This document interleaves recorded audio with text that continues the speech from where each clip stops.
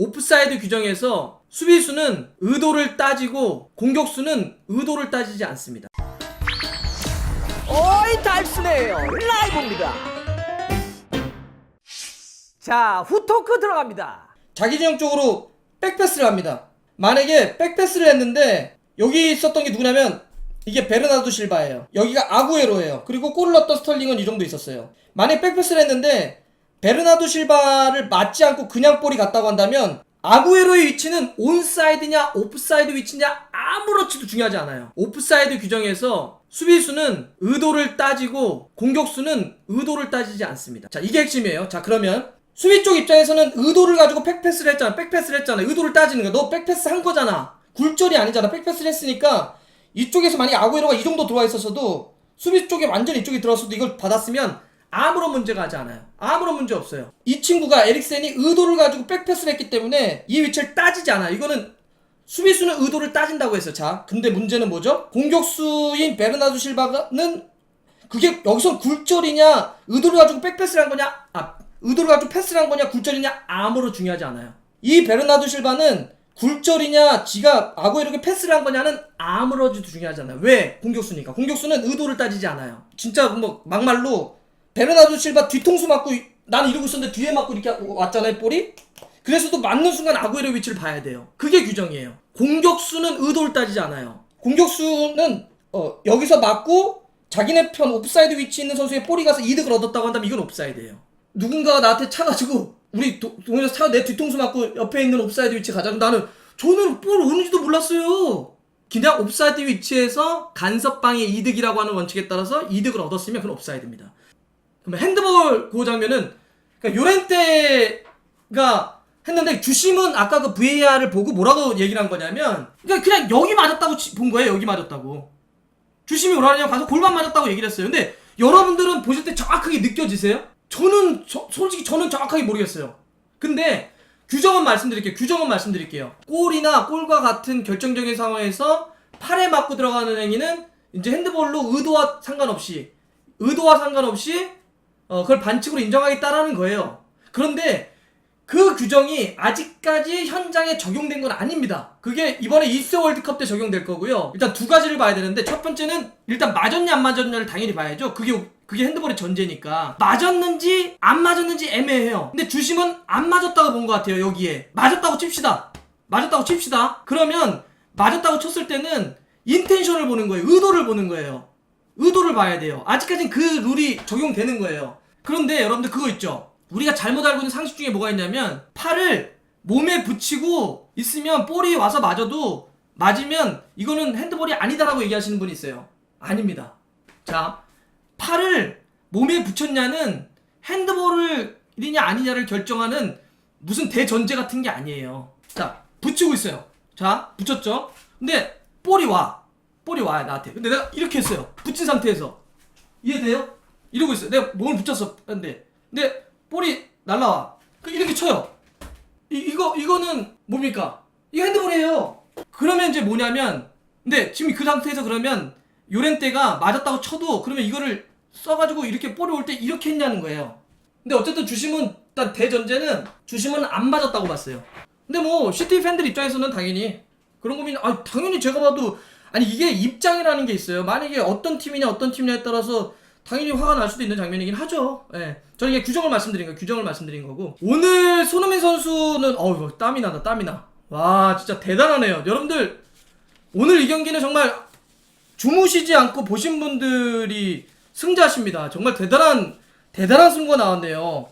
거의 뭐 이 경기 자체가 굉장히 역대급 경기가 나와버렸고, 이 경기는 7골이 나왔습니다. 7골이 4대3이 나왔는데 오늘 경기만 따지면 맨시티가 이겼지만 합계 점수로는 4대4가 돼버렸어요. 4대4가 되면서 이 경기를 원정골 원칙에 의해서 토트넘이 4강을 갔는데, 토트넘은 그 1992년에 챔피언스가 지금처럼 재편되죠. 지금 같은 재편된 방식 이후로는 사상 최초로 4강을 가게 되는 겁니다. 그동안 최고의 성적이 2011년 8강이었는데 그때 가레스 베일, 그다음에 뭐 모드리치, 반더바르트, 파블로첸코 같은 선수들이 있을 텐데 이때도 4강을 못 갔어요. 이때도 못 갔는데 이번에 다시 이제 처음으로 4강을 가게 됩니다. 그거를 1, 2차전 누가 다 골을 넣습니까? 손흥민 선수가 골 넣었어요. 일단 대단합니다. 손흥민 선수가 1차전 때도 골, 오늘도 2골. 손흥민 선수가 지금 굉장히 역사적인 어떤 행보를 좀 겪고 있는데, 역사적인 행보라고 하는 건 새 구장 만들어가지고 프리미어리그 첫 골 넣었죠. 챔피언스리그 새 구장에 첫 골 넣었죠. 구단의 챔피언스리그 새로 재편된 다음에 처음으로 또 4강 이끌었죠. 정말 역사적인 행보를 갖고 있습니다. 오늘 경기에 또 골 자체가 진짜 환상적이었던 건 뭐였냐면 2골을 넣었는데 일단은 실점을 먼저 한 다음에 굉장히 빨리 따라가는 골이 들어갔다는 건데, 자, 손흥민 선수의 2가지 큰 특징, 양발을 너무나 잘 쓴다는 거와 그다음에 선수의 굉장히 움직임이 굉장히 빠르다는 건데, 그게 오늘은 예를 들어서 빠르다는 움직임이 무슨 달리기의 주력이 아닙니다. 달리기의 주력이 아니라 볼을 잡았을 때 굉장히 간결하게 가져가면서 마무리하는 능력이 진짜 좋았는데, 자, 양발을 잘 쓰고 순간적인 동작이 굉장히 빠르다라고 하는 걸 어떻게 증명됐었냐면, 처음에 볼이 들어왔을 때 패스가 들어오죠. 패스가 들어오는데 그게 라포르트가 걷어낸다는 자기가 떨어져요. 떨어진 볼을 만약에 잡고 때렸다고 한다면은 키퍼에 걸릴 수가 있었어요. 키퍼에 걸릴 수가 있었는데 어떻게 때리죠? 원터치로 그냥 때려버립니다. 원터치로 그냥 때려버리니까 에데르손 키퍼는 여기서 기본적으로 슈팅 자체가 반박자 빠르게 들어오니까 그걸 하다가 제대로 막하지 못했죠. 원터치로 발을 때려버렸던 슈팅이 정말 좋았고요. 두 번째 같은 경우는 에릭센이 패스를 넣어줘요. 에릭센이 패스를 넣어주는데 거기서 워커가 따라가죠. 네. 워커가 따라가요. 워커는 사실 손흥민을 너무나 잘하는 선수예요. 왜냐하면 토트넘에서 같이 뛰었고 굉장히 친한 선수들이죠. 양발을 잘 쓴다는 걸 알아요. 그래서 워커는 오른발일지 왼발일지 볼이 오는 방향만 보고 약간 왼발로 갑니다. 그랬더니 손흥민이 툭 잡아놓고 바로 때려버리죠. 양발을 잘 쓴다는 게 얼마나 효과적인지, 혹은 손흥민 선수가 그 순간적인 동작에서도 탁 잡아놓고 반박자 빠르게 때리니까, 달리기에 뭐 50m를 얼마에 뛰냐 100m를 얼마에 뛰느냐의 주력보다는 순간적으로 전환하는 동작이 빨라야 되는데, 손흥민 선수가 워커가 딱 움직이는 걸 보고 탁 잡아놓고 그대로 반박자 빠르게 때려버립니다. 이러니 키퍼가 잡을 수가 없죠. 이러니 수비수가 읽을 수가 없어요. 손흥민 선수가 양발을 얼마나 잘 쓴다는 것, 또 순간적인 전환 동작이 얼마나 좋다라고 하는 것, 그래서 이 골이 만들어진 거고, 오늘은요, 아 진짜 손흥민 선수가 대단하다 이런 생각이 또 드는 게, 수비 보세요. 수비. 사실 손흥민 선수가 오늘 약간 왼쪽에 섰단 말이에요. 왼쪽에 섰죠? 왼쪽에 섰기 때문에 이쪽에 그 왼쪽 수비가 누구였죠? 데니 로즈였어요. 데니 로즈가 오늘 맨시티는 아예 데니 로즈만 계속 공격을 했어요. 왜? 약하니까. 약한 데니 로즈를 계속 공격을 했습니다. 계속 공격을 했었어요. 예. 베르나르도 실바, 케빈 데 브라이너 쪽으로 계속 하니까 손흥민 선수 계속 내려왔어요. 도와주려고. 오늘 보면서 손흥민 선수가 얼마나 수비 가담을 이렇게 많이 했어? 아니, 수비를 이렇게 잘했어? 이게 느껴질 정도로 굉장히 손흥민 선수가 수비에 대한 가담을 헌신적으로 했잖아요. 그러면서도 공격을 해요. 자, 그러면서도 공격을 합니다.